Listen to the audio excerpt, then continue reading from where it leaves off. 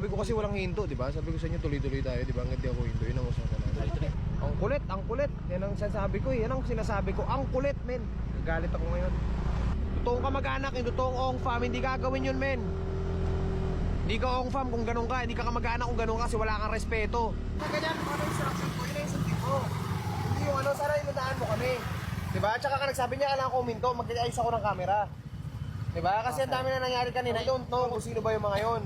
Diba? Kung talagang ong fam ba yun. Muntik na lang sila makabangga eh. Oo nga, muntik na nga kami. Muntik kami banggain. Umarang sa harapan namin. Ang bilis ang takbo namin. Ako anong instruction ko? Sinabi ko sa inyo na sabay-sabay tayo tatakbo. Sabay-sabay tayo tatakbo. Hindi yung hinto kayo. Wala ibang priority. Kung sinabi ko, yun ang mangyayari.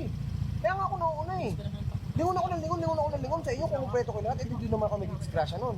Apo. Diba? Kung gano'n lang din, kung gusto ninyo na kayo masusunod, kayo mauna, sa ulihan ako, susunod ako sa inyo. Diba? Mas madali sa akin yun. Hindi yung ganyan na, kasi kung anong mangyayari natin dito, ako dapat ang nag-aasikaso yan. Tapos busunod sa amin na gano'n motor. Pa-picture, we don't know kung picture ang gusto nun. Kung gusto natin umikot, karapatan natin yun. Protektahan yung sarili natin, karapatan natin yun. At kayo, ilagay nyo sa lugar kasi tao rin kami, mamen. Hindi po pwede na ganyan na lahat, harangan nyo kami sa kalsada, piprenuhan nyo kami sa harap. Huwag nyo gawin yun. Hindi ong fam yung gano'n. Walang kamag-anak na gano'n, mamen. Hindi tayo gano'n. Kalmado tayo, may tamang pagkakataon para dyan.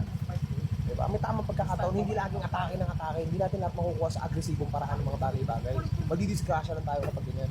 Alanganing oras, anong kwento, diba? May ganong sistema, tapos biglang ganong kaingay yung motor na kahit sobrang tarik na nung daanan doon. Alam mo yun, dinaanan mo, nakita mo yung sobrang tarik na kurbada. High speed kami noon.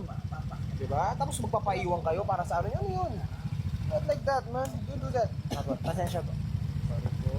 So, tuloy. Pag sinabi, 5-6 tayo. Ilan ba tayo? 5 po. 5 motor tayo, buo tayo.